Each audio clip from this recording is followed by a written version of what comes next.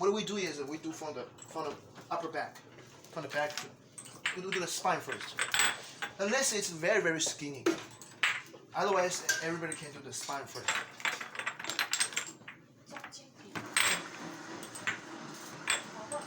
Yes. After we do the middle, then we do the GB channel.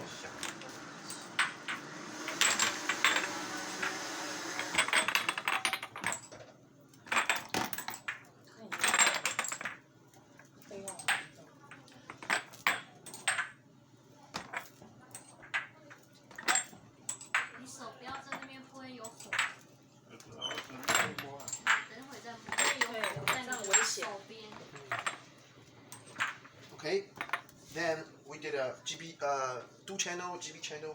Then we do the changing, upper shoulder, two in the upper shoulder. Then this part, right? Then we can cover the whole shoulder area. Okay. It's all covered. Now, what I used to do is I used to put two extra on the neck, small one on the neck.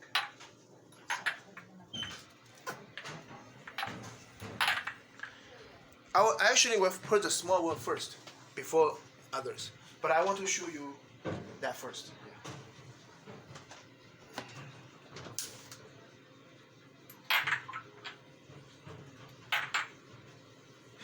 All right. Can you grab me a towel? Yeah. After cupping, this is called a stationary cupping, right? Right. Then we cover the back. Let the patient rest for about 5 to 10 minutes. Now, it's very important. If the patient doesn't have too much dampness or stagnation, the patient will able to take 10, 15, 20 minutes of the cupping, and it will leave dark round marks. But only to the patient have very severe, let's say, damps, moisture, cold in the body. The cupping will suck out the blister. It can quicker as 5 minutes, you know. Normally it's more than 10 minutes, 15 minutes. If you let it stay longer enough, the blister will come out. So if that come out, don't scare. It's normal. But you need to explain to the patient it's normal. Otherwise, the patient will think you make me blister. But if you're not that bad, you wouldn't have blister. So the blister come out is good for you. So we need to explain to the patient. If his case, I believe if we have long enough, like especially upper back around the lung area, heart area, he could have blister. I think his blister time is about 20 to 25 minutes. He might still have blister. So if the blister is my purpose to give him, I will leave more than 20 minutes to see if it has blister. If I want to avoid the blister, on his case, I will leave about 10 minutes of cupping or 15 minutes cupping. Yeah. But if the person doesn't have blister, it just no matter how long, it won't come out blister.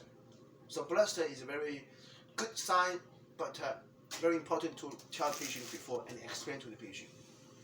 After blister happen, when you take out the cupping, there's a tiny water bubble, right? You just need to use a needle to poke it and dry it, so it will dry.